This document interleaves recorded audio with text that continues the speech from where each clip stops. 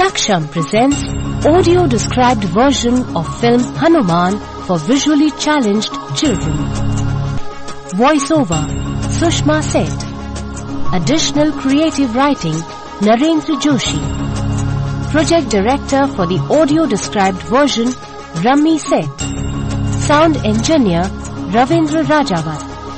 Recorded at 3S Studio.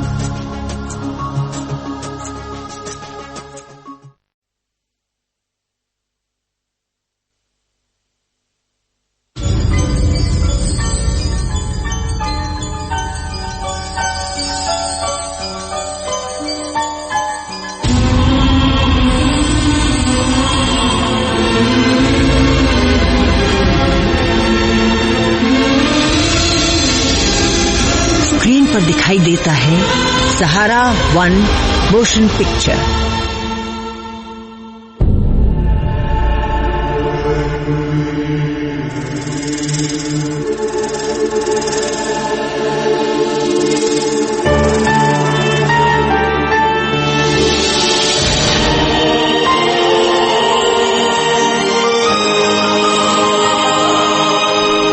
परसेप्ट picture company.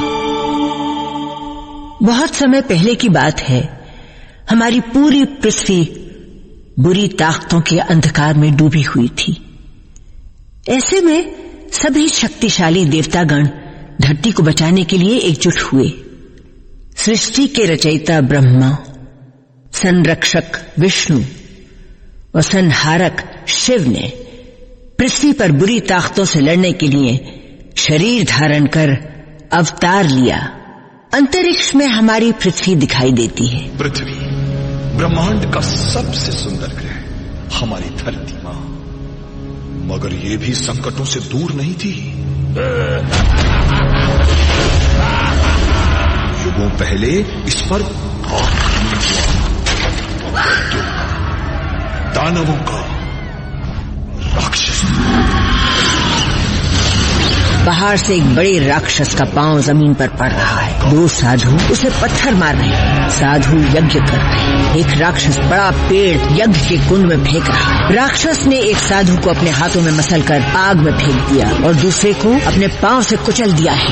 नदी में साधु पानी से गर्दन बाहर निकालता है तो पीछे राक्षस खड़ा हुआ है। साधु बचने के लिए भागा तो राक्षस ने नदी में कूद लगाई।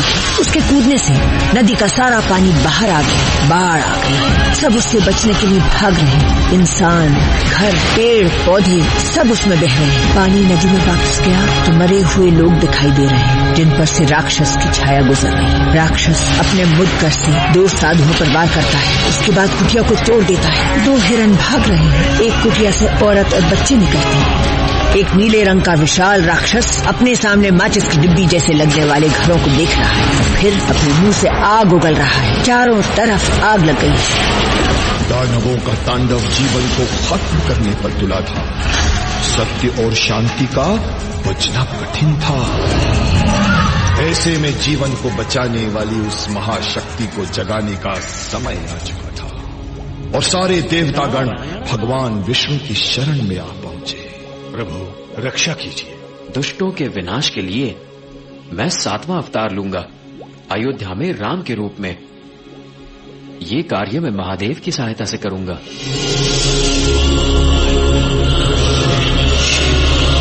बर्फ से भरे कैलाश पर्वत पर भगवान शिव और पार्वती बैठे हुए। शिव जी तपस्या में मग्न है। उनके गले में सांप देवता विराजमान है। क्या मैं कुछ मदद? नहीं पार्वती, अपने 11वें अवतार में मैं ब्रह्मचर्य का पालन करूंगा। ये कैसा रूप होगा? अनोखा रूप होगा ये, नाम होगा हनुमान। ये कथा भगवान शिव के उस शक्तिशाली अवतार की है जिसने पृथ्वी की रक्षा की। ये कथा है बलशाली हनुमान की। हनुमान जी की तस्वीर में उनका गदा दिखाई दे रहा है, जिस पर लिखा हुआ आता है Sahara 1 motion pictures creation, a Percept Picture Company film in association with Silver Tunes.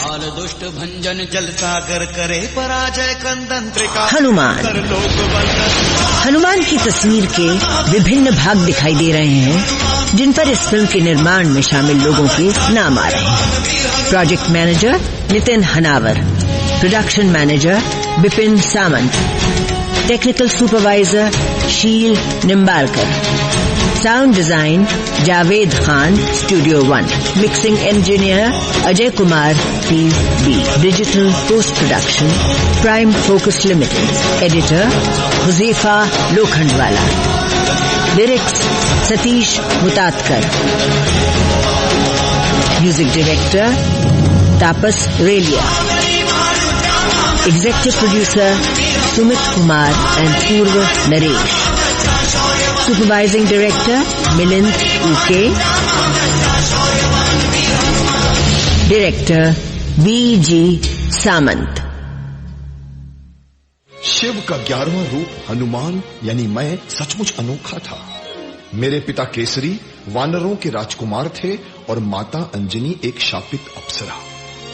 वो शिव की बड़ी भक्त थी। शायद ये भी दैवी योजना का एक हिस्सा था। एक दिन माता अंजनी शिव ध्यान में डूबी थी कि अचानक माता अंजनी को हवा स्पर्श करती है।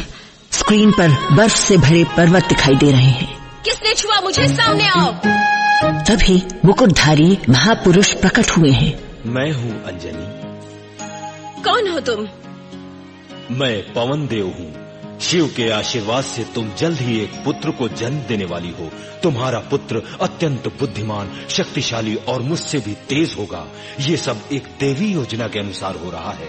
मैं उसका धर्म पिता बनकर उसकी रक्षा करूंगा और वो पवन पुत्र के नाम से जाना जाएगा। पवन देव आशीर्वाद देकर अदृश्य हो गए हैं। दूर सूरज डूब रहा है। पक्षी कतार में उसके सामने से गुजर रहे हैं। खिले हुए कमल के फूलों की पंखुड़ियां फिर से सिमट गई हैं। एक चिड़िया अपने बच्चे के पास घोंसले में लौट रही है। अंधेरा होते ही दिए प्रकाशित हो उठे हैं।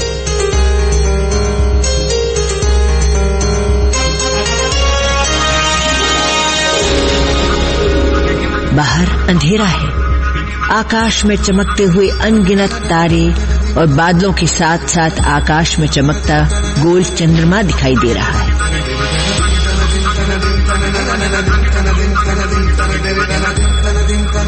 मंदिर में लटका घंटा बज रहा है। हनुमान का जन्म हो गया है। बालक हनुमान अपनी माँ के साथ बिस्तरे पर लेटे हुए दिखाई दे रहे हैं। अब देवता भी आकाश से फूलों की वर्षा करते हुए दिखाई दे रहे हैं।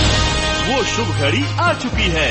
श्री राम के भक्त बजरंग ने धरती पर जन्म ले लिया है। नारायण नारायण नारायण नारायण। मैं स्वयं जाकर उसे आशीर्वाद दूंगा। शिवजी कैलाश पर्वत से पृथ्वी पर आ गए हैं।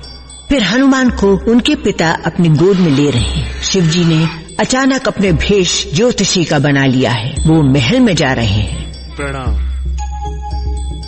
आइए पंडित जी, बैठिए। हमारे बेटे का नाम क्या रखें? ज्योतिषी अपनी पोथी में देख रहे हैं। केसरी महाराज, आपके बेटे की जन्म तिथि बहुत ही शुभ है। आपका बेटा चैत्र के महीने के शुक्ल पक्ष की पूर्णिमा में मंगलवार के दिन पैदा हुआ है। इसके जन्म के समय सूर्यदेव मेष राशि में थे। तो इस बच्चे का नाम इसलिए मेरे विचार से मारुति होना चाहिए। मारुति, वाह कितना सुंदर नाम है। और इसका भविष्य पंडित जी? बहुत अनोखा, एक महान कार्य को पूर्ण करेगा। जाते हुए ज्योतिषी को गोद में बैठे शिशु हनुमान हाथ जोड़कर प्रणाम कर रहे हैं। मुझे मिल रहा था ढेर सारा प्यार। माँ बहुत खुश थी, पर अब बढ़ने वाली थी उसकी चिंता, क्योंकि उसका नन्हा सा लाडला जितना प्यारा था उतना ही नटखट भी था। एक दिन मुझे याद है, माँ भूख लगी है। बाहर पेड़ पर देखा एक पीला रसीला सुनहरा आम लटक रहा था। बस मुझे वो आम खाना था। मैंने ठान लिया और निकल पड़ा। बालक हनुमान ने पालने से पेड़ पर छलांग लगाई। वो आम नहीं, वो तो सूरज है। हनुमान आकाश की ओर उड़ चले। उन्हें पवन देव ने देखा है। अरे मारुति कहाँ उड़ा जा रहा है? सूर्यदेव की ओर। सूरज की ओर बढ़ते हुए हनुमान के पीछे पीछे पवन देव भी उड़ चले हैं। पृथ्वी से कोई बालक इधर आ रहा है। आपके तेज से वो जल जाएगा प्रभु। अरुण, रथ रोको। क्यों प्रभु? ये कोई साधारण बालक नहीं, शिव का अवतार मारुति है। प्रणाम। हम धन्य हुए भगवान जो आपके इस रूप में दर्शन हुए। यहाँ माता चिंता में है। मारुति कहाँ चला गया ये पवन देव? आप रो मत अंजनी, तुम्हारा बेटा सुरक्षित है। जी पवन। राहु नाम का बड़ा सा राक्षस अंतरिक्ष में दिखाई दे रहा है। सूर्य, तुम ज्यादा चमको मत।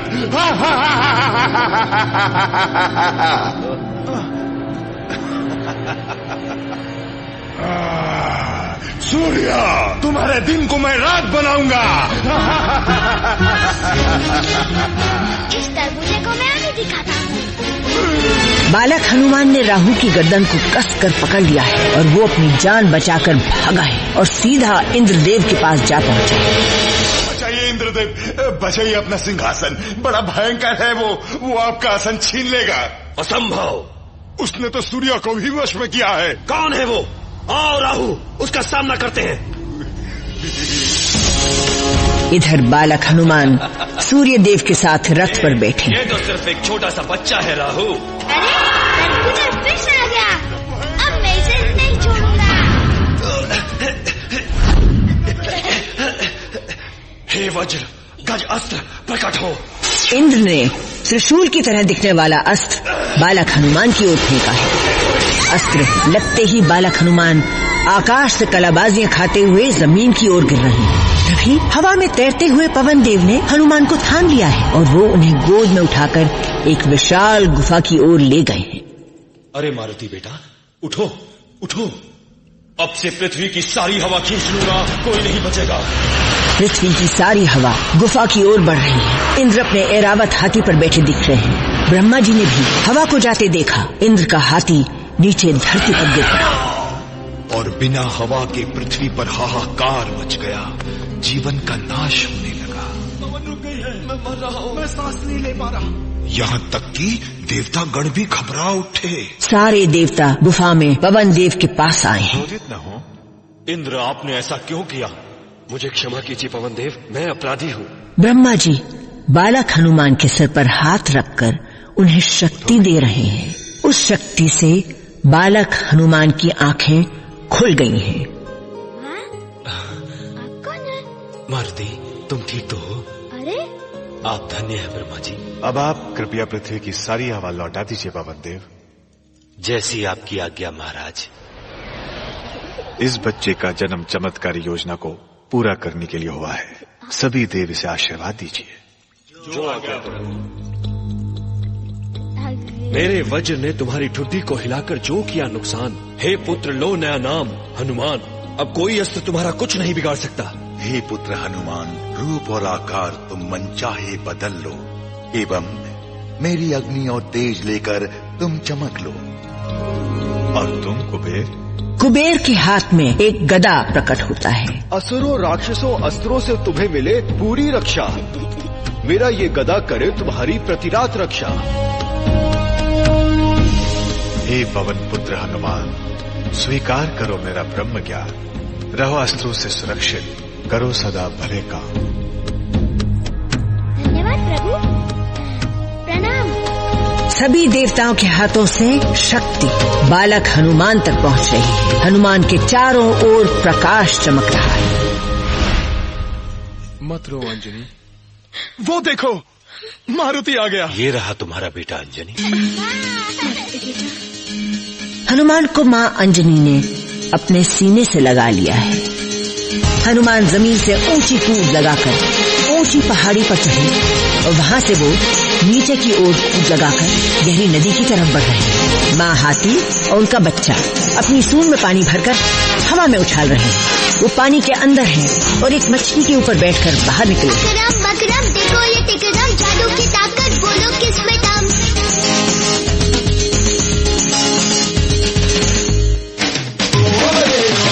मकरम देखो ये टिकरम, जादू की ताकत बोलो किसमें दम। हवा से तेज, बिजली से कम, छूकर दे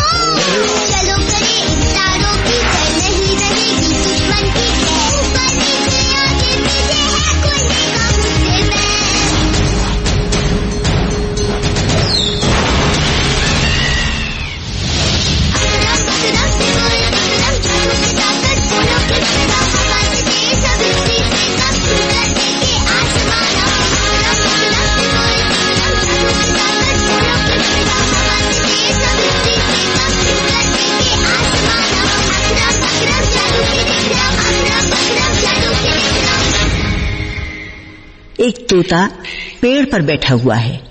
अचानक अपने सामने उसने एक खूबसूरत मैना को देखा। उसे देख उसका दिल उस पर लट्टू हो गया है। तभी मैना रूप बदलकर 4 मुंह वाले डायनासोर जैसे जानवर में बदलकर आग उगलने लगती है। तोता कांपकर पेड़ से नीचे गिर गया है। वो जानवर गरज रहा है, चारों तरफ धुआं है। धुआं छटा तो उसमें से बालक हनुमान प्रकट हुए हैं।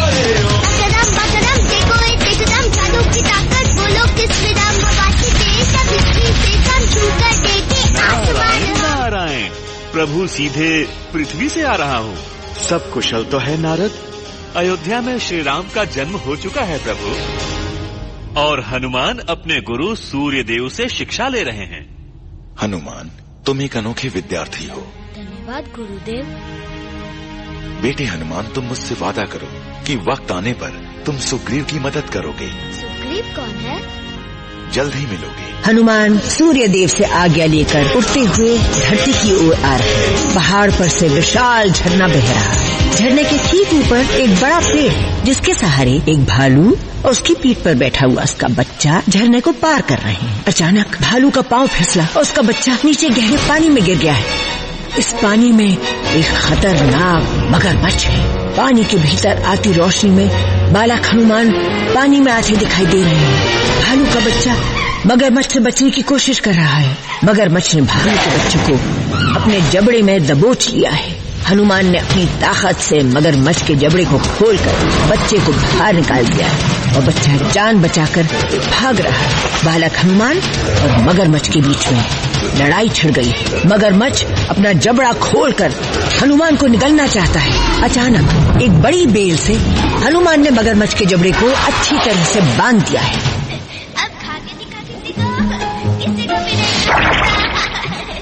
मगरमच्छ कुछ नहीं कर पाया और डर कर भाग गया।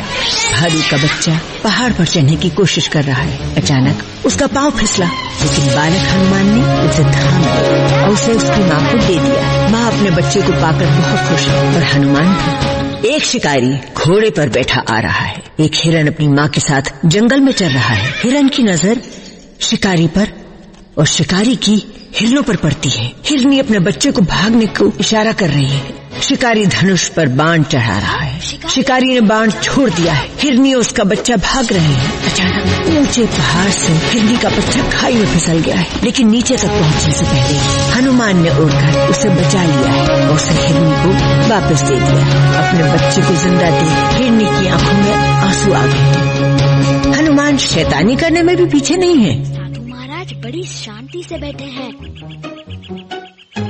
हनुमान साधु का लोटा और आसन लेकर भाग खड़े हुए और एक ऊंचे पेड़ पर चढ़ गए। साधु अपना लोटा और आसन वापस मांग रहा है, लेकिन हनुमान उन्हें पेड़ पर बैठे बैठे चिढ़ा रहे हैं। एक विशाल वृक्ष के नीचे बने चबूतरे पर एक साधु तपस्या कर रहा है। इसके लिए ये जगह ठीक नहीं है, मैं उन्हें सही जगह लेके जाता हूँ। हनुमान ने जड़ से उस वृक्ष को उखाड़ लिया है और उस वृक्ष को एक सबसे ऊंचे पर्वत की चोटी पर रख दिया है। कैसे लगी ये जगह महाराज आपको? साधु महाराज ये देखकर गुस्सा हो गए हैं।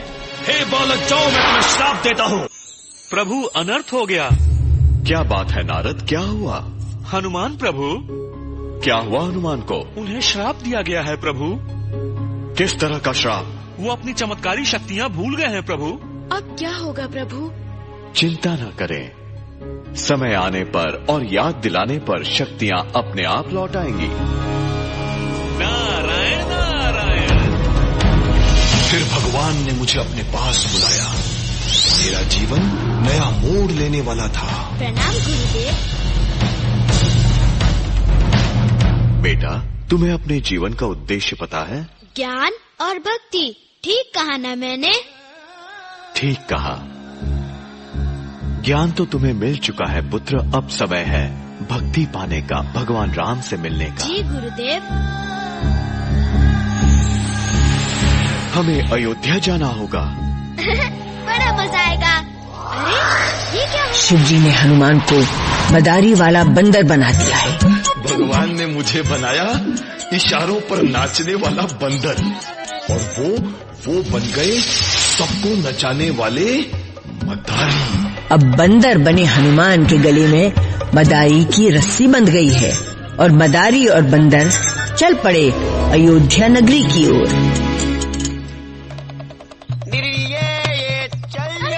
देखो मदारी आ गया, चलो चलो। सभी लोग खुश होकर बंदर का नाच देख रहे हैं। बालक राम और लक्ष्मण ने भी बंदर को महल के छज्जे के नीचे देखा। मदारी ने दूर से उन्हें प्रणाम किया। बंदर ने राम की ओर देखा और कूद लगाकर प्रणाम करके उनके पास पहुंच गए, फिर वापस आ गए। एक डंडे पर खड़े होकर बंदर उछल रहा है। बालक राम देख रहे हैं। बंदर गोल पहिए के ऊपर उल्टा खड़ा होकर उसे हाथ से चला रहा है। राजा दशरथ भी छज्जे पर आ गए हैं। पिताजी, मुझे वो बंदर चाहिए। तुम बंदर का क्या करोगे बेटे राम? मैं उसके साथ खेलना चाहता हूँ। पर बेटे नहीं पिताजी, मुझे वही बंदर चाहिए। ठीक है, जैसा तुम चाहो। मंत्री जी बालक राम के साथ मदारी के पास आए। बंदर ने बालक राम के चरण स्पर्श किए। सुनो मदारी जी, सरकार राजा दशरथ बुला रहे हैं। क्या बात है सरकार?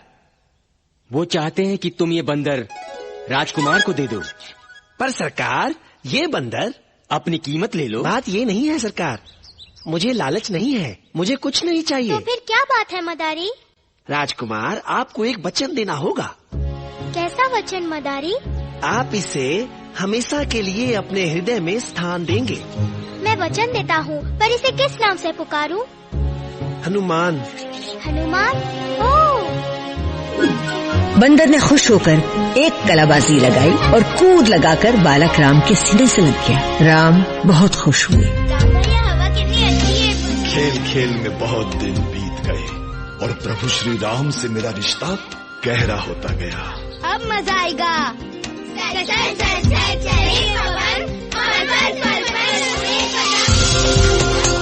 पतंग आकाश में उड़ी तो सही, लेकिन हनुमान के सामने आकर जमीन पर गिर गई है। लक्ष्मण ये देखकर निराश हो गए हैं। उन्हें हंसाने के लिए हनुमान ने कलाबाजियां खाईं, लेकिन कोई फायदा नहीं हुआ। पतंग की डोर बालक राम के हाथों में और हनुमान उस पतंग को लेकर आकाश में उड़ गए। वो पतंग के साथ आकाश में कलाबाजियां खा रहे हैं। लक्ष्मण ये देखकर हंस रहे हैं।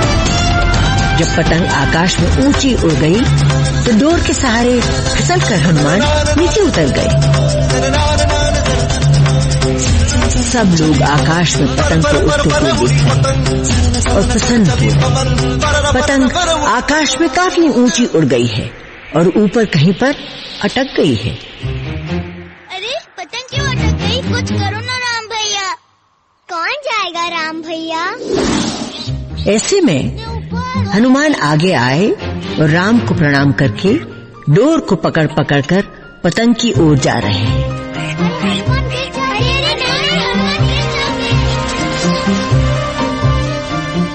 राम भैया, मुझे हनुमान कहीं नजर नहीं आ रहा। हाँ राम भैया। लेकिन हनुमान तो पतंग तक पहुंच गए।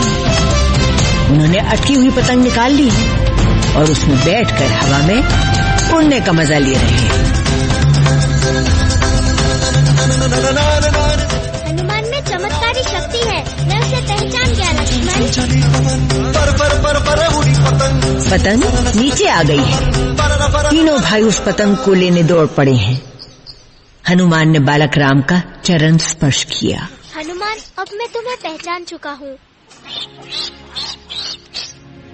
हनुमान, अब तुम जाओ और अपने धर्म का पालन करो। हम फिर मिलेंगे हनुमान।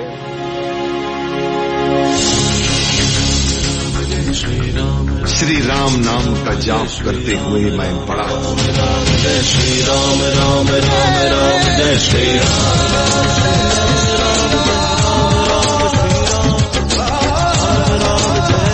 और दैवी योजना के अनुसार मेरी भेंट वानर राज सुग्रीव से हुई।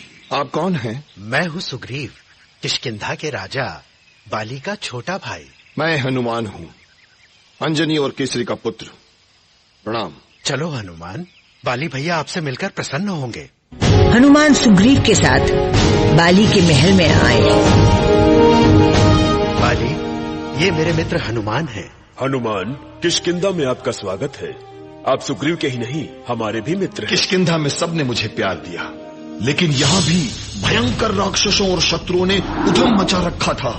उस रात मायावी नाम के राक्षस ने बाली को ललकारा। हिम्मत है तो आ बाहर, मुझसे युद्ध कर, नहीं तो किष्किंधा को मेरे हवाले कर। कायर, बाहर आ, आज तुम नहीं बच पाओगे मुझसे। हड्डी पसली तोड़ न डाली तो मेरा नाम नहीं है बाली। अकेले मत जाइए भैया। बाली और मायावी राक्षस में गदा से लड़ाई होती है। बाली ने राक्षस को जमीन पर गिरा दिया है। राक्षस अपनी जान बचाने के लिए भाग रहा है। बाली भी उसके पीछे भाग रहा है। जाने दीजिए उसे बिल में। राक्षस जाकर गुफा में छिप गया है। भैया, मैं भी अंदर चलूंगा। नहीं, मैं अकेला ही काफी हूँ। अगर आपको कुछ, तुम यहाँ 15 दिन रुकना। अगर मैं नहीं लौटा तो समझना मैं नहीं बचा। ऐसा मत कहिए भैया। तब तुम किष्किंधा लौटकर राज्यभार संभालना। बाली का आदेश मान सुग्रीव गुफा के बाहर प्रतीक्षा करता रहा।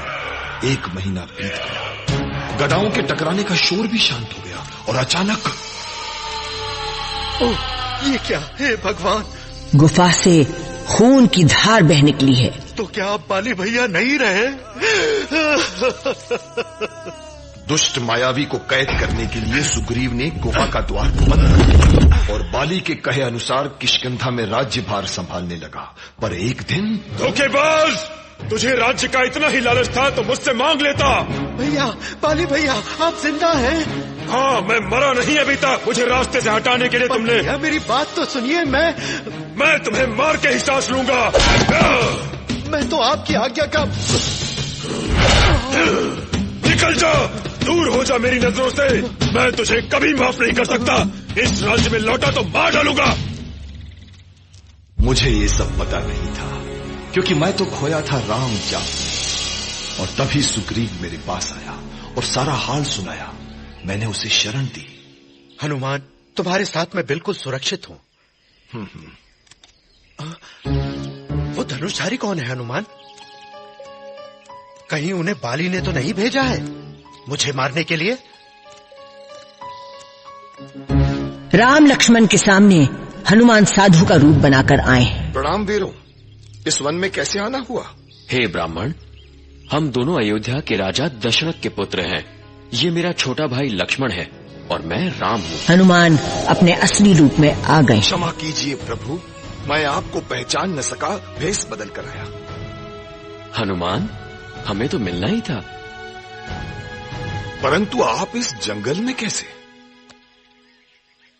हम वनवास भोग रहे हैं हनुमान, इसीलिए। हम माँ सीता को खोज रहे हैं। माँ सीता? हाँ, उन्हें एक राक्षस उठा ले गया। सुग्रीव के पास चलते हैं।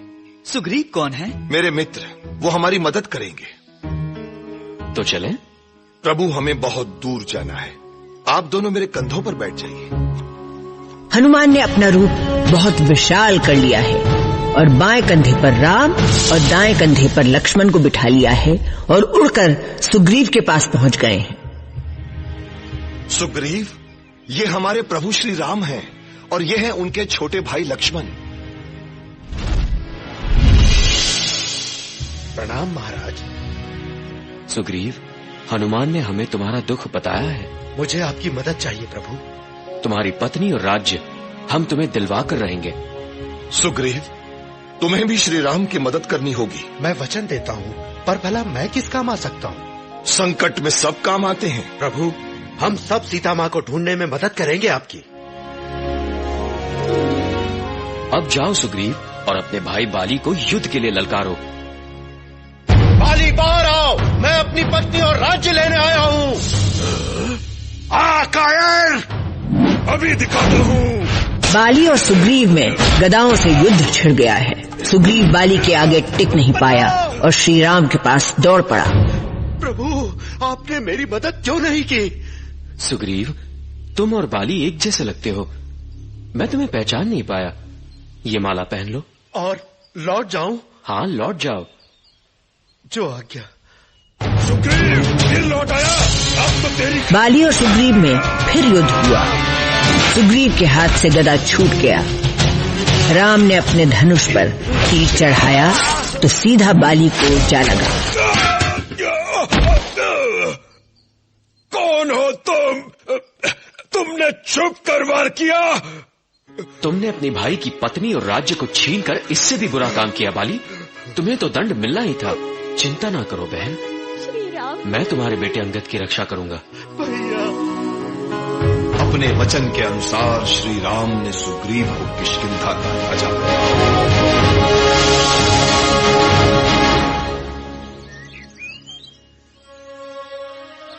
समय बीतता गया, मौसम बदल गया।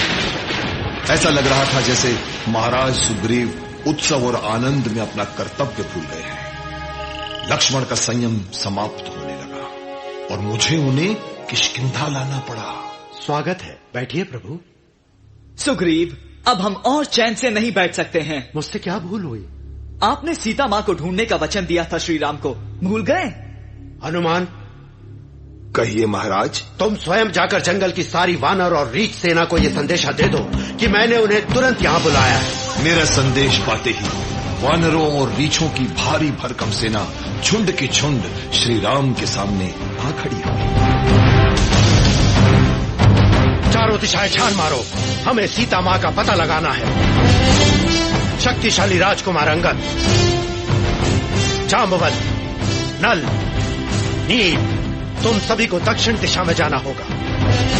पवन पुत्र हनुमान, क्या तुम अपनी असीम बहादुरी, धैर्य और अनंत शक्तियों के साथ इस सेना को राह दिखाओगे? मैं सीता माँ को ढूंढने का वचन देता हूं। मेरी अंगूठी ले जाओ हनुमान। सीता जी मिल जाए तो उन्हें मेरी निशानी देना, वो तुम पर विश्वास करेंगी। अंगूठी में हनुमान को राम का चेहरा दिखाई दिया है। और फिर हमने तेजी से सीता माँ की खोज शुरू कर दी। रीछों और वानरों ने जंगल के कोने कोने में जाकर देखा।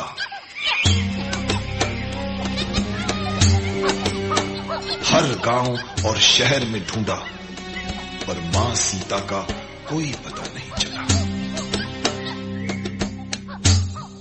अरे वो क्या? तभी अचानक हनुमान को एक गुफा दिखाई दी। वो उसके अंदर आ गए हैं। गुफा में उन्हें तपस्या में मग्न देवी नजर आईं। देवी मां, हम मां सीता की खोज कर रहे हैं, कुछ मदद करेंगी हमारी? अवश्य, मैं तुम्हें सागर किनारे पहुंचा दूंगी, जहां से वो राक्षस सीता को ले गया। धन्यवाद। पल भर में हम पहुंच गए समुद्र तट पर रास्ता कहां? यहां तो दूर दूर तक फैला समुद्र था। लगता है हम दक्षिण तट की आखिरी सीमा तक पहुंच चुके हैं। फिर भी हमें सीता माँ का कहीं पता नहीं चला। पर हम उन्हें ढूंढ कर ही रहेंगे। तभी सभी को गिद्धराज दिखाई दिए। वाह, मुफ्त में इतना बढ़िया खाना। मैं भूख से सूख कर कांटा हो गया हूँ। तुम कौन हो? मैं संपाति हूँ। तुम्हारे ही भाई जटायु ने सीता हरण के समय उनकी रक्षा में अपने प्राण त्याग दिए थे ना? क्या कहा? नहीं, जटायु मेरा छोटा भाई नहीं रहा। हाँ संपाति, ये सच है। प्रभु श्री राम ने अपने हाथों से उनका अंतिम संस्कार किया। जटायु की तरह मैं भी आपकी मदद करूंगा। मैं जानता हूँ सीता माँ कहाँ है। कहाँ है सीता माँ? वो रावण की लंका नगरी में बंदी है। सभी समुद्र के किनारे खड़े हैं। लंका तो इस विराट समुद्र के उस पार है, हम उस पार पहुंचेंगे कैसे?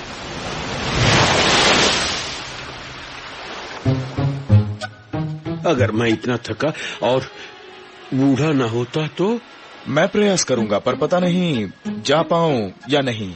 अंगद, ये अंतर तुम्हारी क्षमता से बहुत अधिक है। इन सब से अलग मैं विवश बैठा था। शाप के कारण अपनी शक्तियां जो भूल चुका था कि अचानक। हनुमान, क्या तुम जा सकोगे? मैं तैयार हूं, पर क्या मैं जा पाऊंगा? तुम्हारे अंदर भरपूर शक्ति और तेज बुद्धि है। भूलो मत, तुम्हारा जन्म एक दैवीय योजना के अनुसार हुआ है। अपनी असीम चमत्कारी शक्तियों को याद करो।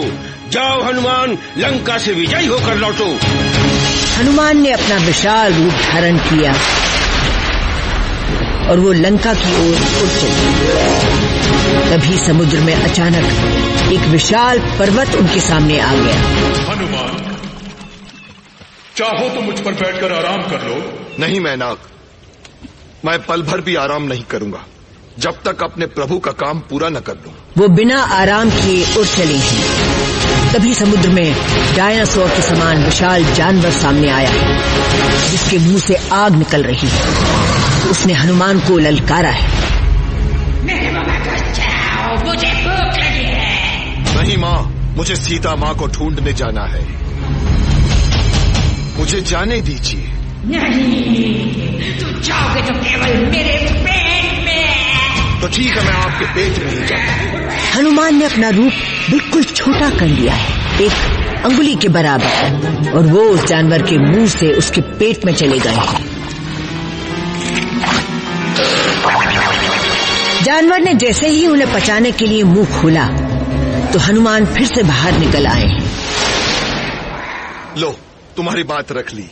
अचानक अब तो जाने दो। वो विशाल जानवर एक औरत के रूप में बदल गया। तुम हो बहुत चतुर, मैं तुम्हारी बुद्धि और शक्ति से प्रसन्न हुई। तुम अपने काम में अवश्य सफल होगे हनुमान। शाम हो चुकी है और हनुमान उड़ते उड़ते लंका पहुंच चुके हैं। लंका एक बहुत सुंदर नगरी थी। उड़ते पंछी, झरने, मैंने चारों ओर देखा और वो मुझे सचमुच सोने की लंका ही लगी। उधर मैं सूरज देव को प्रणाम कर रहा था और वो आंख बचाकर गेंद की तरह पानी में डुबकी मार गए, और रात ने टिमटिमाते तारों से भरा अपना आंचल फैला दिया।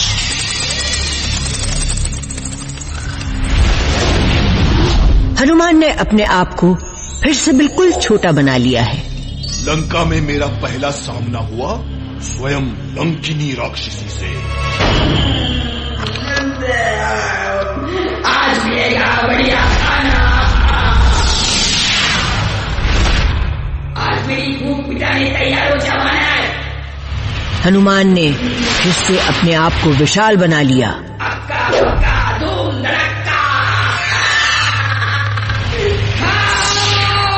लंकिनी के हाथ में शक्ति से त्रिशूल आ गया। जैसे ही उसने हनुमान पर वार किया, हनुमान ने उसे ऐसा घूंसा मारा कि वो चारों खाने चित्त हो गई। माफ करना, मेरे लिए शाकाहारी खाना ही ठीक रहेगा। हनुमान ने फिर से अपने को छोटा बना लिया है और वो उड़ते हुए रावण के महल में पहुंच गए हैं। तो ये है रावण का महल। पर माँ सीता कहाँ है? दुष्ट अपनी रानी के साथ आराम से सोया है। अरे, रावण के महल में राम का नाम? हनुमान एक ब्राह्मण के रूप में बदल गए हैं। जय श्री राम। कौन? ब्राह्मण, आपका स्वागत है। आप कौन हैं?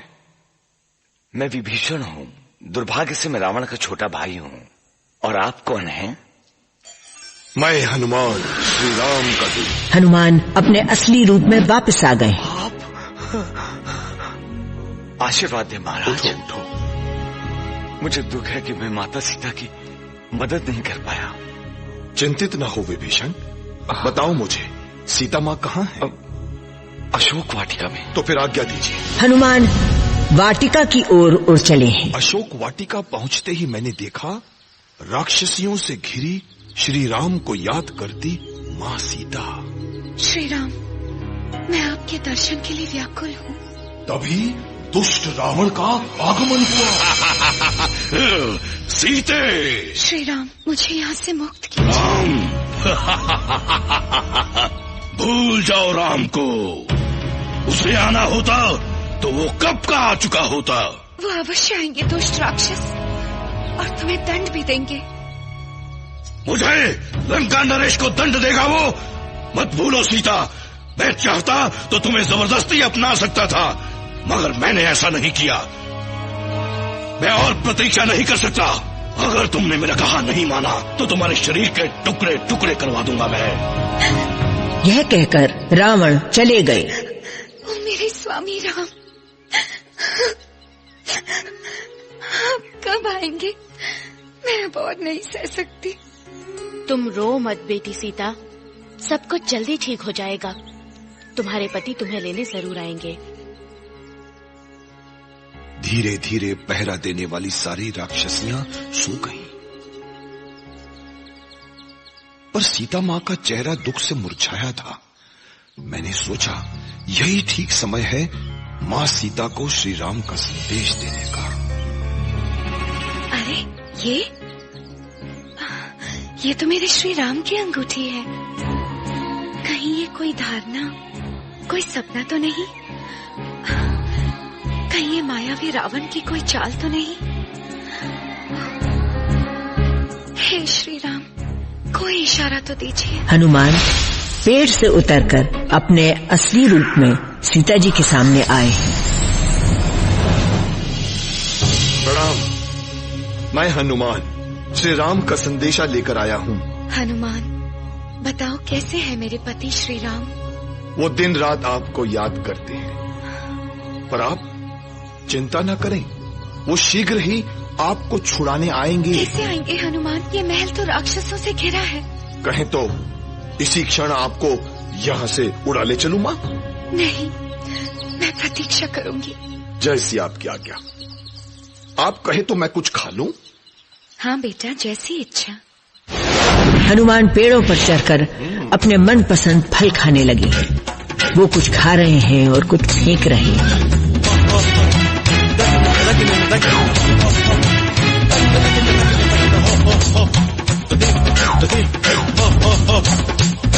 एक एक करके वो पेड़ों को जड़ से उखाड़ते हुए जा रहे हैं। एक पेड़ के ऊपर चढ़कर उसे तोड़ा तो दूसरे को हाथों से उखाड़ डाला। हनुमान ने केले का पूरा गुच्छा हाथ में दबाया, जिससे केले का गुदा तो उनके मुंह में चला गया और छिलके बाहर रहे। राक्षस दौड़े चले आ रहे हैं, लेकिन हनुमान ने एक बड़ा पेड़ उखाड़ा और उन पर फेंक दिया। हनुमान ने एक बड़े खंबे को उखाड़ा और उसे तालाब में फेंक दिया।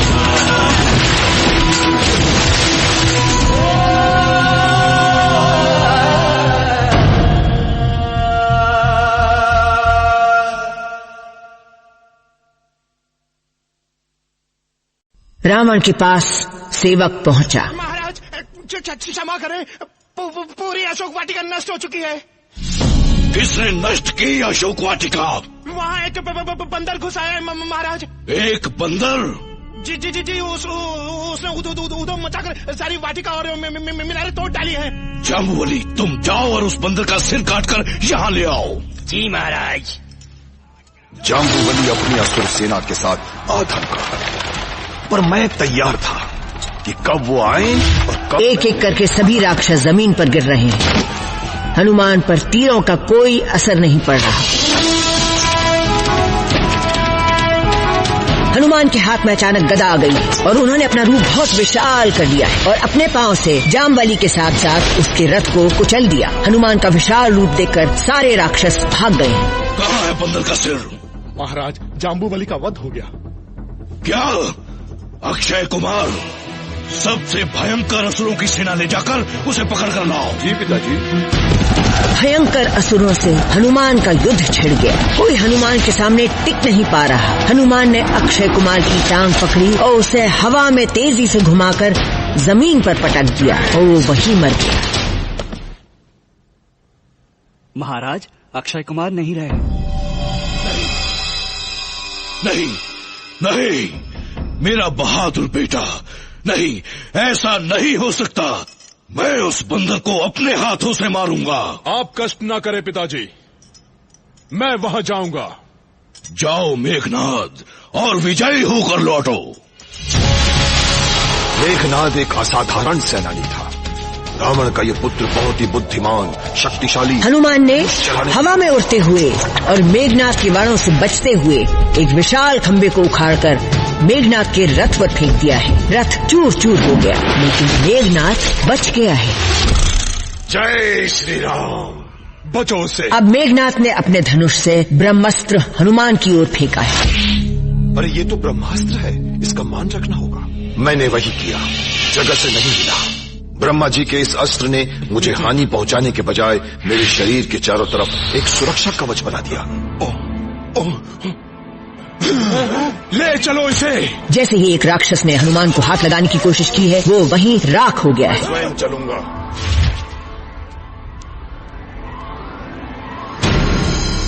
दरबार पहुंचते ही मैंने सोच लिया कि रावण की झूठी शान को मिट्टी में मिलाऊंगा। पिताजी, ये रहा आपका बंदर। कौन हो तुम? मैं श्री राम का दूत हूँ हनुमान। यहाँ आने की हिम्मत कैसे हुई? मैं यहाँ सीता माँ को ढूंढने आया हूँ। क्या? दुष्ट रावण, अभी भी समय है। श्री राम से क्षमा मांग लो। अपने राज्य और परिवार को जरा भी चाहते हो तो माँ सीता को अभी इसी समय सम्मान के साथ मुक्त कर दो। तेरी ये हिम्मत तुझ बंदर! शिवाय नमः। सर्वनाश कर दूंगा तेरा। क्षमा करें महाराज, लंका नरेश किसी दूत को मारे आपको शोभा नहीं देता। आप इसे दंड दे सकते हैं लेकिन मौत नहीं। तो दंड मिलेगा। इसकी पूंछ पर कपड़ा लपेटकर उस पर आग लगा दो, तभी इसे सबक मिलेगा। सबक तो मिलने वाला था दुष्ट रावण को। सोचा इन मूर्खों का काम जरा कठिन बना दूं। एक छोटा सा राक्षस हनुमान की पूंछ पकड़ने की कोशिश कर रहा है, लेकिन हनुमान पूंछ को बार बार ऊंचा कर देते हैं। वो बेचारा पूंछ पकड़ ही नहीं पा रहा। पूंछ पकड़ में आई तो हनुमान ने पूंछ को ऊंचा कर लिया। राक्षस उसमें लटका हुआ है। दूसरे राक्षस ने अपने साथी की मदद करनी चाहिए तो वो पहले राक्षस की टांगे पकड़कर हवा में लटक गया है। हनुमान ने पूंछ ढीली की तो दोनों राक्षस जमीन पर गिर पड़े। पूंछ पकड़ने के लिए 4 राक्षसों ने कोशिश की, लेकिन वो खुद ही आपस में टकरा गए हैं। पूंछ को जलाने के लिए कपड़ा लाया जा रहा है, लेकिन हनुमान ने अपनी पूंछ इतनी लंबी कर ली है, कपड़ों के गट्ठर आए जा रहे हैं, लेकिन पूंछ है कि खत्म होने का नाम ही नहीं ले रहे। उन्हें लगता है कि काम पूरा हुआ, तभी अचानक पूंछ और बढ़ जाती है। सभी दरबारी चौंक गए हैं। मंत्रियों, आपके कपड़े भी। मंत्रियों के कपड़े भी पूंछ पर बांधे जा रहे हैं।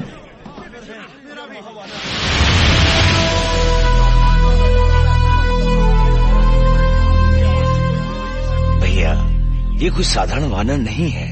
मेरी राय में इसे छोड़ दें। क्या कहा मैं इसे छोड़ दूं? इसकी गर्दन ना तोड़ दूं? सिपाहियों, आग लगाओ इसकी पूंछ को। हनुमान की पूंछ में आग लगा दी गई है। इधर अशोक वाटिका। बेटी, रावण ने हनुमान की पूंछ में आग लगा दी है। हे अग्नि देवता, उसकी रक्षा करो। हनुमान को आग से बचा लो। उनकी रक्षा तो अग्निदेव करेंगे, लेकिन लंका की रक्षा कौन करेगा? हनुमान पूंछ में लगी आग के साथ लंका में आग लगाते हुए छलांगे लगा रहे हैं। राक्षस भी इधर उधर भाग रहे हैं। राजमहल की इमारतों पर आग लगाते हुए हनुमान उड़ रहे हैं। राक्षसों में तहलका मच गया है। कभी हनुमान ऊंची इमारतों के ऊपर खड़े होते हैं तो कभी बुर्जों के ऊपर। आग से एक विशाल खंबा नीचे गिर गया है। चारों ओर आग ही आग है। सारी लंका धूं धूं करके जल रही है। हनुमान ने चारों ओर जलती हुई लंका को देखा है और फिर समुद्र में छलांग लगाकर पूंछ की आग बुझा ली है। लंका नगरी की चमक दमक और रावण के झूठे अभिमान को जलाकर मैं सीता माँ से विदा लेने लौटा। माँ, मैं प्रभु को लेकर शीघ्र लौटूंगा। श्री राम को मेरा हाल बताना और जल्दी आना। जी। उन्हें मेरी ये निशानी देना, कहना और देर न करें, मुझे यहाँ से ले जाएं। हाँ माँ, अब आज्ञा दीजिए। आकाश से उड़ते हुए हनुमान अपने दल के पास वापस आ गए हैं। पुत्र हनुमान की जय। स्वागत है हनुमान। हनुमान, जल्दी बताओ, सीता माँ से मिले? हाँ जांबुवंत। हनुमान, अब हमें शीघ्र अति शीघ्र श्री राम से जाकर मिलना चाहिए।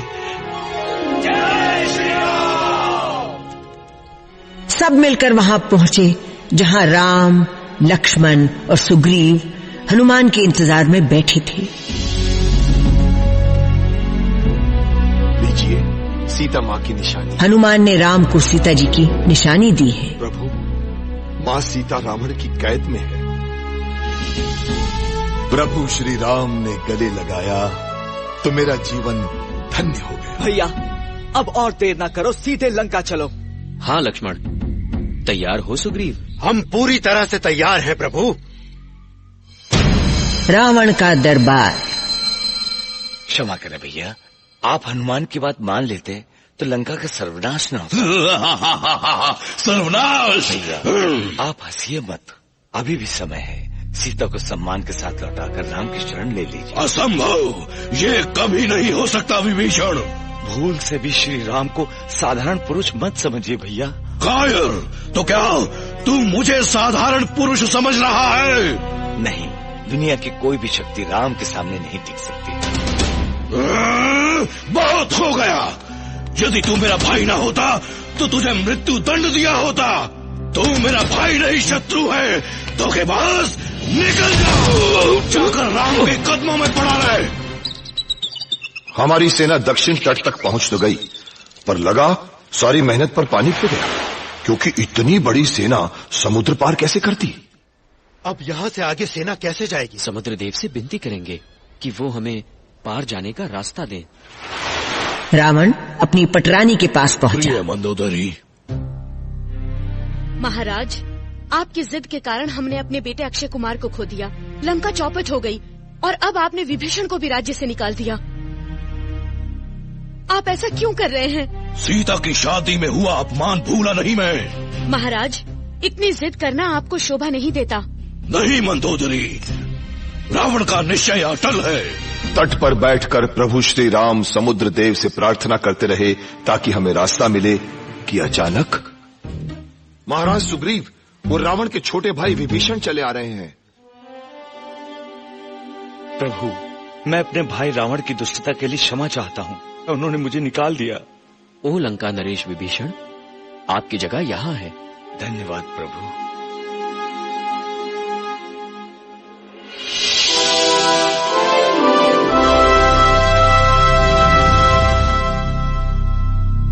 प्रभु, आज 3 दिन हो चुके हैं। क्या समुद्र देव आपकी प्रार्थना सुनेंगे? लक्ष्मण, तो हमें दूसरा मार्ग अपनाना होगा। राम ने समुद्र में रास्ता बनाने के लिए बाण चढ़ाया। ओ विराट समुद्र, हमें राह दीजिए, अन्यथा हमें बाण चलाना होगा। तभी समुद्र देवता प्रकट हुए। ठहरिए प्रभु, मैं यहाँ हूँ। प्रभु, मैं प्रकृति के नियमों से बंधा हूँ। मुझे अपने गहराइयों में पलने वाले प्राणियों की रक्षा करनी है। राह देने में वो नष्ट हो जाएंगे प्रभु। पर समुद्र देव, मेरी सेना पार कैसे जाएगी? आपकी सेना में 2 कुशल निर्माता हैं, नल और नील, जो पत्थरों से लंका तक का पुल बना सकते हैं। और राम नाम की महिमा से तो भारी भरकम पत्थर भी मुझ पर तैरेंगे। मैं अपनी ओर से आपको पूरा सहयोग दूंगा प्रभु। ठीक है, पर अब इस बाण का क्या करे देव? ये धनुष पर चढ़ चुका है। धूम्रकल्प पहाड़ ही इस बाण की शक्ति सह पाएगा प्रभु। राम ने वो बाण पर्वत पर छोड़ दिया। पर्वत से लावा निकलने लगा और बड़े बड़े पत्थर पहाड़ से नीचे गिरने लगे। वानर सेना के कुछ वानर एक एक बड़े पत्थर को धक्का लगाकर समुद्र तक ले जाने की कोशिश कर रहे हैं। सेना के दूसरे बंदर भी छोटे छोटे पत्थरों को उठाकर हनुमान के पास ला रहे हैं। हनुमान उन पत्थरों में श्री राम लिख रहे हैं। पुल का काम शुरू हो गया। समुद्र देव ने जैसा कहा था वैसा ही हुआ। बड़ी बड़ी चट्टानें और पत्थर डूबने के बजाय श्री राम का नाम लिखते ही समुद्र में तैरने लगे। एक छोटी सी गिलहरी ने भी छोटा सा पत्थर समुद्र में फेंका।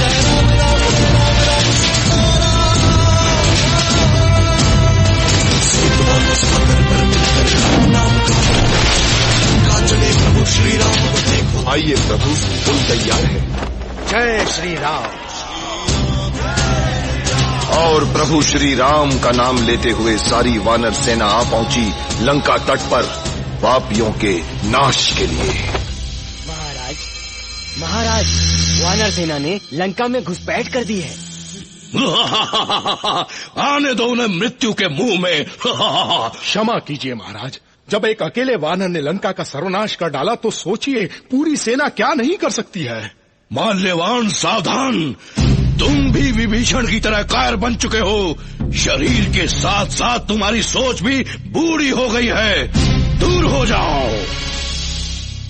अपने महल में खड़े होकर रावण ने जब हमारी विशाल सेना देखी तो वो दंग गया। लेकिन रावण को सामने देख सुग्रीव अपना क्रोध नहीं रोक पाए। सुग्रीव लंबी कूद लगाकर रावण के पास पहुंच गए हैं। रावण को गिराकर उसकी छाती पर बैठ गए और उसकी पिटाई शुरू कर दी है। सुग्रीव ने रावण को इतनी जोर से गदा मारी है कि वो बुरी तरह से गिर पड़े हैं।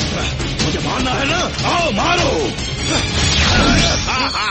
रावण अचानक गायब होने लगे और सुग्रीव को पीटने लगे।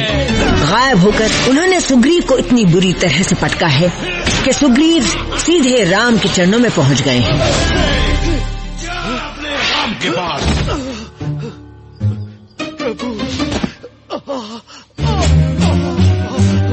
सुग्रीव, तुम जैसे महान योद्धा ने ऐसा क्यों किया? ठीक है, मेरे लिए किया, पर कम से कम पूछा तो होता। तुमने रावण पर वार किया अकेले, क्या सोचकर? क्षमा कीजिए प्रभु। सोचो, अगर तुम रावण वध अकेले कर पाते तो हमें इतनी बड़ी सेना की क्या जरूरत थी? पल भर में भावुक होकर विजय नहीं पाई जाती। जीत के लिए योजना और अनुशासन चाहिए। सेनापति, सभी प्रमुख योद्धाओं को बुलाओ। आप सबके क्या विचार हैं योद्धाओं? भैया, हमें बिना देर किए तुरंत वार करना चाहिए। नहीं लक्ष्मण, अभी नहीं। मुझे लगता है हमें रावण को अपनी भूल सुधारने का एक और मौका देना ही चाहिए। ये बहुत अच्छा विचार है, पर रावण तक मेरा संदेश कौन लेकर जाएगा? प्रभु, हमें बाली पुत्र अंगद को भेजना चाहिए। वो बातचीत और कूटनीति में माहिर है। वीर अंगद, इस काम के लिए मैं तुम्हें भेजता हूँ। ये मेरा सौभाग्य है प्रभु। सफल होकर लौटना अंगद। तुम्हारी यहाँ आने की हिम्मत कैसे हुई? राक्षस देश में एक राजदूत के साथ क्या यही व्यवहार किया जाता है? मुझे बैठने के लिए भी कहो। कहो जो तुम्हें कहना है। हाँ, पहले अपनी गद्दी तो बना लो। अंगद की पूंछ लंबी होती गई और उसने पूंछ को लपेट लपेट कर ऐसा घेरा बनाया है जो कि रावण के सिंहासन के बराबर एक आसन बन गया है। अब बता वानर के बच्चे। प्रभु श्री राम ने तुमसे युद्ध की पूरी तैयारी कर ली है। तुम्हें आखिरी अवसर दिया जा रहा है। तुम अपनी झूठी शान छोड़कर रावण श्री राम से क्षमा मांग लो। नहीं, ये कभी नहीं हो सकता। रावण, तुम्हारा पूरा राज्य नष्ट होने को है। और सुनो, अगर अपने आप को बचाना हो तो सीता माँ को मुक्त कर दो और अपनी भूल के लिए क्षमा मांग लो। सिपाहियों, इसे बाहर फेंक दो। अंगद जैसे ही अपनी पूंछ के आसन से नीचे कूदे तो भूचाल आ गया है और रावण अपने सिंहासन से नीचे गिर पड़े, साथ ही उनका मुकुट भी। वापस करो, पकड़ो इसे। इस धरती पर ऐसा कोई राक्षस पैदा नहीं हुआ जो मेरा पांव हिला सके। अंगद ने रावण का मुकुट दूर फेंका है और अचानक रावण का मुकुट हमारी ओर तेजी से आता दिखा। प्रभु श्री राम ने वो मुकुट सम्मान के साथ विभीषण को सौंप दिया और वहां अंगद ने रावण के दरबार में बड़े बड़े राक्षसों का अभिमान मिट्टी में मिला दिया। राक्षसों के पसीने छूट गए, पर अंगद का पांव था कि टस से मस नहीं हुआ। और कोई बचा है? मैं देखता हूँ। अरे नहीं नहीं, मेरे पैर पर नहीं, श्री राम के पैर पर गिरना कायर। खैर छोड़ो, मूर्खों को क्या समझाना। अब सीधे रणभूमि में धूल चाटना। जय श्री राम। इधर अशोक वाटिका में सीता, युद्ध छिड़ने ही वाला है। रावण ने तुम्हारे पति का शांति संदेश ठुकरा दिया है। उधर राम के खेमे में सूर्योदय होते ही हम आक्रमण करेंगे। तैयार हो? जी महाराज। लंका को चारों दिशाओं से घेर लो। नल और नील, तुम पूर्व द्वार पर रहो। जी प्रभु। अंगद, तुम दक्षिण पर रहो। जी। हनुमान, तुम पश्चिम में। सुग्रीव, तुम सेनानियों के साथ मध्य में रहोगे। लक्ष्मण और मैं उत्तरी द्वार पर रहेंगे। और लंका में रावण। युद्ध किसी भी घड़ी छिड़ सकता है। तुम पूर्व द्वार पर रहोगे। महोदरा, तुम दक्षिण द्वार पर पहरा दोगे। मेघनाथ, तुम पश्चिम द्वार पर। नारावाद, तुम चारों दिशाओं पर नजर रखोगे और मैं उत्तरी द्वार पर शत्रु का नाश करूंगा। दोनों सेनाएं युद्ध के लिए आमने सामने आ गई हैं। एक तरफ राक्षसों की सेना तो दूसरी तरफ वानरों की सेना। और इस तरह संसार का सबसे भयंकर युद्ध शुरू हो गया। राम का नाम लेकर हम युद्ध के लिए पड़े थे, इसलिए दुष्टों का नाश तो सुनिश्चित। हनुमान ने अपना गदा चलाया तो कई सारे राक्षस समुद्र में गिर पड़े और समुद्र के अंदर गिरते ही एक विशाल मछली ने उन्हें निगल लिया है। लेकिन एक राक्षस बच गया है और वो गहरे समुद्र में जान बचाने के लिए तैरने लगा। लेकिन मछली ने उसको अपने जबड़े में लेने की कोशिश की है तो उसके कपड़े का एक हिस्सा ही मछली के मुंह में आया है। राक्षस अपनी जान बचाने के लिए फिर भागा, लेकिन इस बार विशाल मछली ने उसे नहीं छोड़ा। फिर दो महावीर आपस में टकराए, लक्ष्मण और मेघनाथ, दोनों बड़े बलवान, एक से बढ़कर एक शक्तिशाली।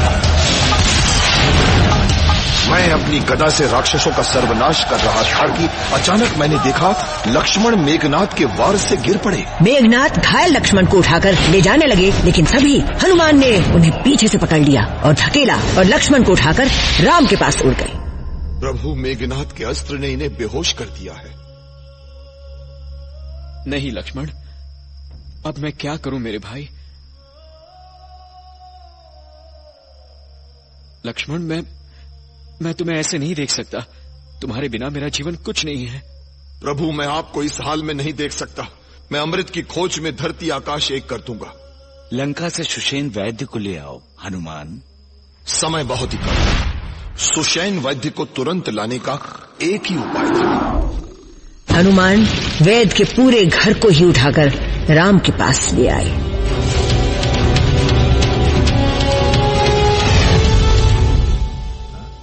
इनकी जान बचाइए महर्षि। इसकी जान बचाने के लिए सृष्टि में केवल एक ही इलाज है। बताइए वैद्य जी।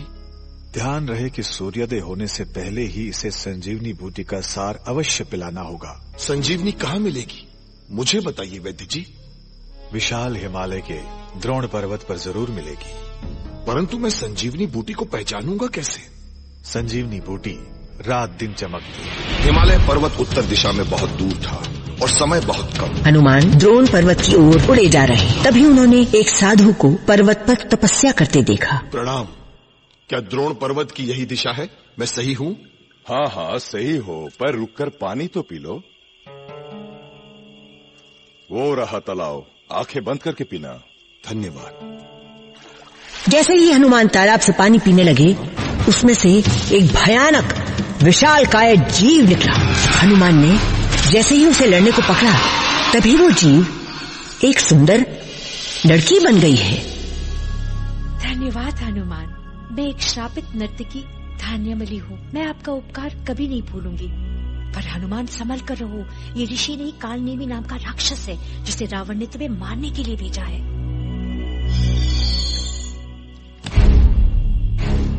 ओ महान बानर, तुम लौट आए। आओ बैठो, मुझसे कुछ बातें करो। पर पहले मुझे तुम्हारी अच्छाई का बदला तो उतारने दो। हनुमान साधु बने उस राक्षस को अपनी पूंछ में लपेटकर हवा में उड़े। उसे पहाड़ से इतनी जोर से टक्कर दी कि उसके प्राण ही चले गए। इसके बाद मैं तब तक नहीं रुका जब तक हिमालय के शिखरों तक नहीं पहुंच गया। हनुमान द्रोण पर्वत पर पहुंच गए हैं। देखा, यहाँ तो सब कुछ ही चमक रहा था, पर उसमें संजीवनी बूटी कौन सी थी? मैंने उसी समय हनुमान अपना विशाल रूप बनाकर उस पूरे पर्वत को ही जड़ से उखाड़कर उड़ते हुए अपने साथ राम के पास ले आए।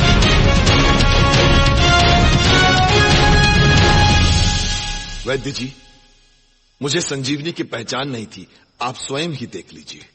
वैद्य जी ने संजीवनी बूटी का रस लक्ष्मण को पिलाया है। उठो लक्ष्मण, मेरे भाई। मेरा भाई कुंभकर्ण कहाँ है? उसे जगाओ। विशालकाय कुंभकर्ण सो रहे हैं। कुंभकर्ण लंका का सबसे भयंकर राक्षस था। उसकी नींद तोड़ना नामुमकिन था। 6 महीने सोता था वो, और उठते ही लगातार खाता था अगले 6 महीने तक। एक राक्षस कुंभकर्ण की आंख पर चढ़कर उनकी आंख की पुतली को खोलता है, दूसरा उनकी आंख में पानी डाल रहा है। जैसे ही कुंभकर्ण उठने लगे तो उनके मुंह पर चढ़े सारे राक्षस लुढ़क गए हैं। सारे राक्षस डर के मारे भागने लगे हैं। तभी वहाँ पर रावण आए हैं। किसने जगाया मुझे? मेरी नींद क्यों तोड़ी भैया? कुंभकर्ण, राम ने लंका पर आक्रमण किया है, भयंकर युद्ध चल रहा है। लेकिन क्यों? मैंने उसकी पत्नी का हरण किया है। और मूर्ख हो तुम, क्यों अपना विनाश चाहते हो? मेरी मानो, लौटा दो उनकी पत्नी। कुंभकर्ण, मुझे मत सिखाओ। नहीं रावण, सत्य को युद्ध में जीतना असंभव है। कुंभकर्ण, तुम कायर हो। मृत्यु से डर है तो जाओ, राम के पैरों पर गिर जाओ और छोड़ दो अपने भाई को अकेले संकट में। आपका भाई आपके लिए जान भी दे सकता है। मैं अवश्य युद्ध लड़ूंगा। सूरज उग रहा है और कुंभकर्ण बात कर रहे हैं। कैसे हो तुम विभीषण? बड़े भैया, मुझे बहुत दुख है कि हमें विपरीत पक्षों से लड़ना पड़ रहा है। रावण ने मेरी बात मानने की बजाय मुझे निकाल दिया। विभीषण, तुम धन्य हो जो तुम्हें राम के पक्ष से लड़ने का मौका मिला। भैया जाओ, अपना धर्म निभाओ। और फिर शुरू हुई कुंभकर्ण की भयंकर विनाश लीला। टूट पड़ा वो वानर सेना पर, कितनों को कुचला, कितनों को मसला और कितनों को तो चबा ही डाला। वानरों की सेना में हाहाकार मच गया। राम ने कुंभकर्ण से भयंकर युद्ध किया है। राम के एक बाण से कुंभकर्ण का दायां हाथ कटकर दूर जा गिरा है। राम के दूसरे बाण से कुंभकर्ण का दूसरा हाथ भी कट गया है और राम के एक और बाण से कुंभकर्ण जमीन पर गिर गए हैं और प्राण त्याज दिए हैं। रावण अपने सिंहासन पर बैठकर सोच रहे हैं। रणभूमि से क्या समाचार है? खबर बहुत बुरी है महाराज। युद्ध में कुंभकर्ण का वध कर दिया गया है। नहीं नहीं, मेरा भाई कुंभकर्ण। दुख ना करे पिताश्री, अब मैं रणभूमि में ही बदला लूंगा। मेघनाथ अपने रथ में बैठकर रणभूमि पहुंचे। मेघनाथ गुस्से से आग बबूला था। रणभूमि में उसने आग बरसाई।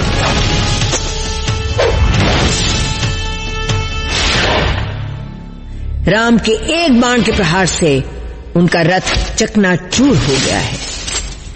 गुस्से में आकर मेघनाथ ने सर्प बाणों से हमारी सेना पर आक्रमण किया। सारी सेना के ऊपर अलग अलग रंगों के सांप गिरने लगे। वानरों की सेना घबराने लगी, यहाँ तक कि राम लक्ष्मण को भी सांपों ने जकड़ लिया है। तब श्री राम ने गरुड़ राज को याद किया। गरुड़ राज के आते ही सारे सांप गायब हो गए। राम, लक्ष्मण, सुग्रीव, हनुमान विभीषण के साथ बैठे हैं। चिंतित लग रहे हो विभीषण? प्रभु, मेघनाथ युद्ध में अपनी जीत के लिए एक यज्ञ कर रहा है। अगर वो सफल हो गया तो हमारी सेना उससे जीत नहीं पाएगी। हमें कुछ करना पड़ेगा प्रभु। मैं उसे देख लूंगा भैया। अवश्य। लक्ष्मण, जाकर मेघनाथ का जप भंग कर दो। मेघनाथ का यज्ञ भंग करने के लिए कई सारे बंदर वहां पहुंच गए हैं। बंदर बाधा डालने लगे। मेघनाथ गुस्से में उन्हें इधर उधर पटकने लगे। मेरे यज्ञ को भंग कर दिया। लक्ष्मण ने बाण मेघनाथ की ओर फेंका। मेघनाथ ने त्रिशूल फेंका। दोनों अस्त्र टकराए और नष्ट हो गए। लक्ष्मण ने ऐसा बाण फेंका जो आगे जाकर कई सारे हो गए। मेघनाथ उससे बचकर गायब हो गए और बादलों में छिप गए। मेघनाथ कभी दिख रहे हैं तो कभी बादलों में छिप रहे हैं। वो आकाश में गायब हो रहे हैं। हनुमान ने अपना रूप विराट कर लिया है और लक्ष्मण को अपने हाथ पर खड़ा कर लिया है ताकि लक्ष्मण बादलों में छिपे मेघनाथ को मार सकें। लक्ष्मण ने बाण छोड़ा तो मेघनाथ को लगा और मेघनाथ जमीन पर आ गिरा है। इसी के साथ मेघनाथ का अंत भी हुआ है।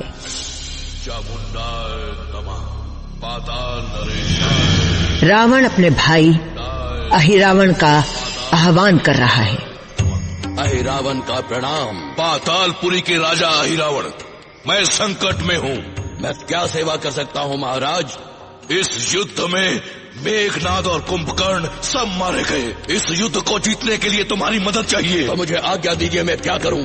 तुम राम और लक्ष्मण को पाताल में ले जाकर मार डालो। अहिरावण राम के खेमे की ओर उड़ चले हैं। उस रात मैं प्रभु की पहरेदारी कर रहा था। अहिरावण ने विभीषण का रूप बना लिया है।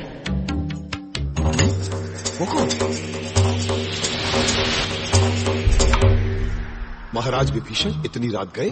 मैं समुद्र के किनारे प्रार्थना के लिए गया था। वहीं मुझे देर हो गई।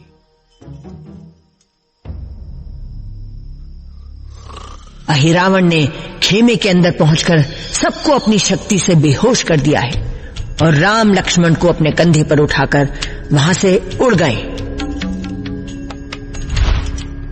कुछ देर बाद जब सुग्रीव की नींद खुली है तो उन्होंने देखा, प्रभु प्रभु हनुमान यहाँ आओ, प्रभु राम और लक्ष्मण यहाँ नहीं है।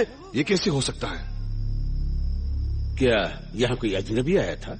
नहीं, सिर्फ विभीषण प्रार्थना के बाद। मैं तो शाम से प्रभु के साथ हूँ। मुझे लगता है ये अहिरावण का ही काम होगा। वो अहिरावण कहाँ और कैसे मिलेगा? अहिरावण राक्षसों का शक्तिशाली राजा है, धरती के नीचे पातालपुरी में रहता है। सामने पातालपुरी दिखाई दे रही है। प्रवेश के लिए चमगादड़ जैसे मुख वाला विशाल द्वार है जहाँ से थोड़ी थोड़ी देर बाद आग निकल रही है। हनुमान भी उड़ते हुए इस पातालपुरी में पहुँच गए हैं। हनुमान एक झाड़ी के पीछे छुपकर उस द्वार को देख रहे हैं। तभी उन्हें अपने जैसे ही रूप वाला एक वानर हाथ में गदा लिए उस द्वार की रक्षा करते हुए दिखाई दे रहा है। हनुमान रक्षक की नजर बचाकर उस दरवाजे में छोटे रूप में प्रवेश करने की कोशिश कर रहे हैं। रुक जाओ, तुम कहाँ जा रहे हो? कौन हो तुम? तुम कौन हो? मैं मगरध्वज हूँ, हनुमान का पुत्र। ये असंभव है, क्योंकि हनुमान तो पूर्ण ब्रह्मचारी है बालक। एक बार झील में नहाते समय हनुमान के शरीर से टपका पसीना एक मगरमच्छ ने निगल लिया। उसे अहिरावण की रसोई में काटा गया और उस मगरमच्छ की कोख से मैं जन्मा। हनुमान फिर से अपनी असली रूप में वापस आ गए। जीते रहो बेटे, मैं ही हनुमान हूँ।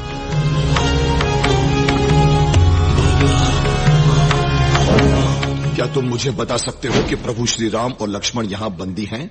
पता नहीं, मुझे सिर्फ इतना पता है कि 2 सुंदर राजकुमार यहाँ लाए गए हैं, जिन्हें आज रात देवी कामना के लिए बलि चढ़ाया जाएगा। मुझे उन तक ले चलो बेटे। मैं ऐसा नहीं कर सकता, वो मेरे स्वामी है। ये विश्वासघात होगा। प्रवेश करने के लिए आपको मुझे हराना होगा। तो फिर सामना करो।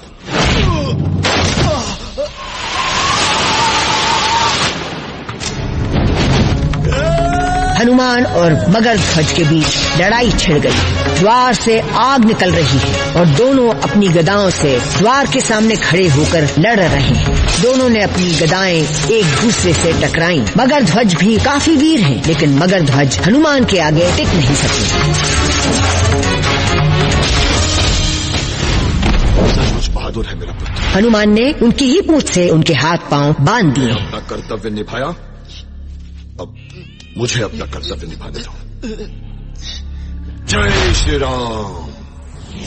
हनुमान पातालपुरी में पहुंच गए हैं। उन्होंने बंद दरवाजे के झरोके से झांक कर देखा कि एक बड़े कक्ष में एक देवी की विशाल मूर्ति है। हनुमान ने अपना रूप फिर से बिल्कुल छोटा कर लिया है और वो उसी झरोके से अंदर चले गए हैं। अहिरावण देवी की मूर्ति के सामने आंखें बंद करके तपस्या में बैठे। हनुमान देवी की मूर्ति के चारों ओर चक्कर लगा रहे हैं। हनुमान देवी की मूर्ति के सर पर चढ़ गए हैं और उसे अपनी शक्ति से नष्ट कर दिया है। अब हनुमान उस देवी का रूप बनाकर उसकी जगह पर खड़े हो गए हैं। अहिरावण अपनी तपस्या समाप्त करके फलों की थाली लेकर देवी की मूर्ति के पास पहुँचे हैं। मूर्ति में से एक लंबी जीभ निकलती है, जिसने अहिरावण के हाथ में से फलों की थाली ले ली है। अहिरावण ने मिठाई की थाली उठाई तो वो भी जीभ चट कर गई है। लड्डू की थाली भी चट हो गई है।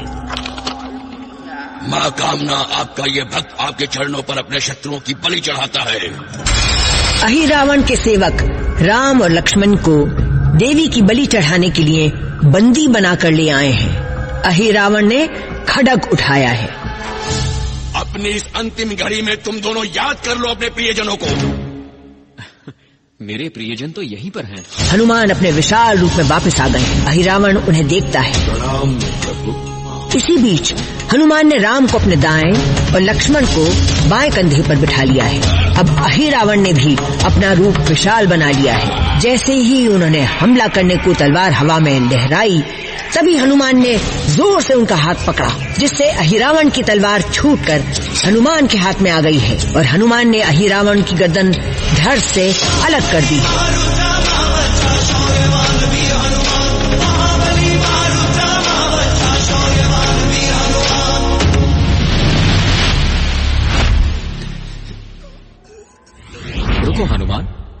वहाँ नीचे कौन है? ये मगर ध्वज है, मेरा पुत्र। तुम्हारा पुत्र? और वो भी इस हाल में? दुर्भाग्य से। हनुमान, इसे मुक्त कर दो और पातालपुरी का राजा बना दो। जो आज्ञा प्रभु। हनुमान ने मगर ध्वज को मुकुट पहनाया और उनका राज तिलक कर दिया। न्याय से राज करना पुत्र, और श्री राम को सदा स्मरण करना। अब रावण के सामने एक ही मार्ग बचा था, स्वयं हमसे लड़ने का। वो भी शिव जी का महाभक्त था। कर चरण कृतम वा कायजम कर्मजम वा श्रवण नयनजम वा मानसम वा पराधम विहितम विहितम वा सर्वे दक्षवस्। जय जय करुणाब्धे श्री महादेव शंभो, श्री महादेव शंभो। रावण ने शिव जी की आराधना कर सारी शक्तियां अर्जित कर ली हैं। ओम नमः शिवाय। हनुमान ऊंचे पहाड़ पर खड़े होकर शंख बजा रहे हैं। उनके ठीक पीछे सूरज उग रहा है। रावण अपने रथ पर सवार होकर अपने विशाल राक्षसों की सेना लेकर युद्ध के लिए चल पड़े हैं। कुछ राक्षस घोड़ों पर हैं, कुछ पैदल, कुछ विशाल काय हैं जो बंदरों को अपनी मुट्ठी में ही मसल रहे हैं। राक्षस ने कुछ बंदरों को अपनी मुट्ठी में पकड़कर हवा में उछाला तो उन सभी बंदरों ने हवा में ही घेरा बनाया और एक साथ उसी राक्षस के ऊपर कूद पड़े। राक्षस वहीं ढेर हो गया है। अपनी अंतिम चरम सीमा पर पहुंच चुका था। चारों तरफ तीरों की वर्षा हो रही थी, रक्त की नदियां बह रही थी, वीर मर रहे थे, मृत्यु का तांडव चल रहा था। लगता था कोई नहीं बचेगा। राम और रावण के तीर और शक्तियां आपस में टकरा रही हैं। रावण ने अपना अंतिम आक्रमण किया।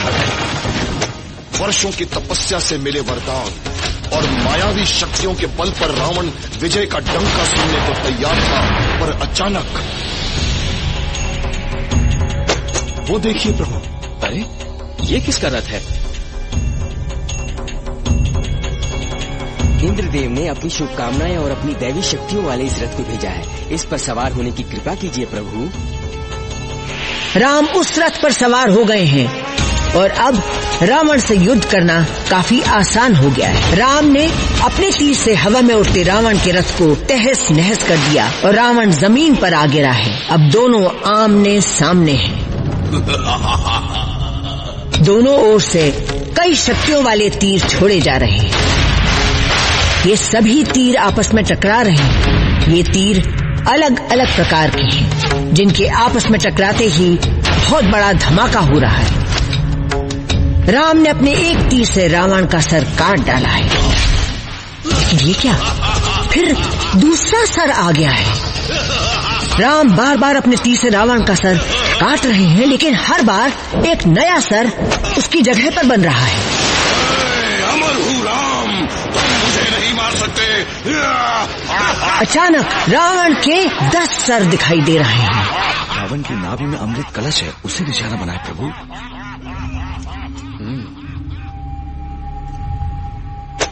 राम ने इस बार तीर छोड़ा तो सीधा रावण की नाभि पर लगा है और रावण वहीं गिर पड़े हैं। हनुमान, तुम शिव का रूप हो।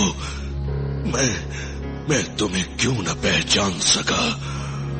श्री राम, आप विष्णु के अवतार हो, मुझे क्षमा करना। इस प्रकार रावण का अंत हो गया है। विभीषण, हमें रावण का अंतिम संस्कार सम्मान पूर्वक करना होगा। हनुमान, तुम नगर में जाकर विभीषण के राज तिलक की तैयारी करो। जो आज्ञा प्रभु। हनुमान, सीता माँ को विजय का संदेश दो। विभीषण का राज तिलक हो रहा है, सब उस पर फूल बरसा रहे हैं। स्वागत है प्रभु।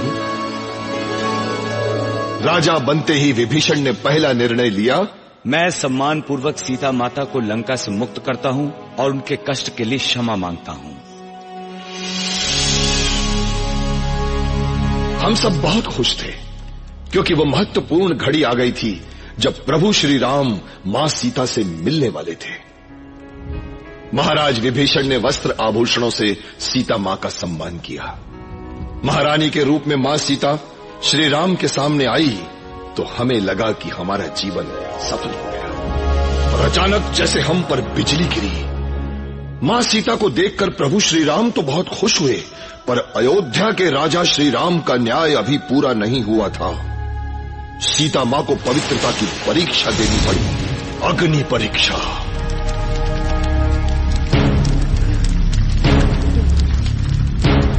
सीता ने अग्नि में प्रवेश किया है। सोना तक पिघलाने वाली अग्नि पतिव्रता मां सीता को छू भी न सकी। श्री राम ने मां सीता को स्वीकार किया। सीते, मुझे लगा वो ब्रह्मांड का सबसे सुंदर क्षण था। मेरा जीवन धन्य हो गया। हवाई जहाज जैसे पुष्प वाहन में बैठकर सभी लोग अयोध्या वापस लौटे हैं। अपने बड़े भाई श्री राम की पादुकाएं सिंहासन पर रखकर भरत ने 14 साल तक अयोध्या का राज्य संभाला था। कैसे हो मेरे प्रिय भरत? अपना राज्य संभालिए भैया। बड़े भाई के प्रति ऐसा प्रेम, मेरी तो आंखें भर आईं। प्रभु श्री राम के लौटने की खुशी में लोगों ने उत्सव मनाया, दीप जलाए। अंधेरे का साम्राज्य नष्ट हुआ था। उस रात संसार की पहली दीपावली मनाई गई, क्योंकि सबके प्रिय श्री राम ने अयोध्या का राज्य जो संभाल लिया था। पवन पुत्र हनुमान, मेरी ये भेंट स्वीकार करो। सीता जी ने हनुमान को मोतियों की माला दी है, लेकिन हनुमान ने माला तोड़कर उसके मोती निकाले और हर मोती को तोड़ तोड़कर फेंकने लगे। इसमें नहीं, इसमें भी नहीं, और इसमें? हनुमान, इस माला का हर मोती एक एक राज बराबर मूल्यवान है और तुम इसे तोड़ तोड़ कर फेंक रहे हो। ये माला दूसरों के लिए मूल्यवान हो सकती है विभीषण, मेरे लिए नहीं। मेरे लिए तो उस वस्तु की कोई कीमत नहीं जिसमें श्री राम नहीं। पर हनुमान, तुम्हारे अपने शरीर का क्या? क्या इसमें श्री राम की छवि है? हनुमान ने अपने सीने को अपने दोनों हाथों से चीरा और सबको अपना हृदय दिखा रहे हैं, जिसमें भगवान राम और सीता बसे हुए। ये सब देख विभीषण हनुमान के चरणों में गिर पड़े हैं। मैं भी तुम्हें कुछ देना चाहता हूँ वीर हनुमान। तो दीजिए मेरा स्थान। मेरे लिए तो श्री राम के चरणों में मिला स्थान ही सर्वश्रेष्ठ था।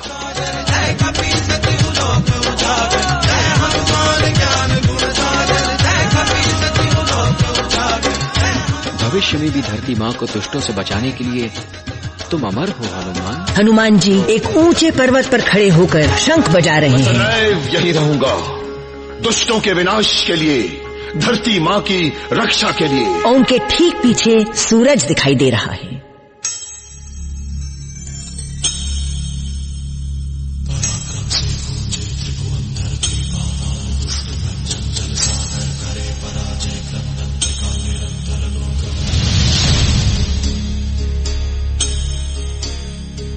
पराक्रम से गूंजे त्रिभुवन, धरती पाताल दुष्ट भंजन, जल सागर करे पराजय क्रंदन, त्रिकाल निरंतर लोक वंदन। महाबली मारुता महाबली शौर्यवान वीर हनुमान, महाबली मारुता महाबली शौर्यवान वीर हनुमान। चेहरे से झलकती नम्रता, आंखों में शांत चित्त की छाया।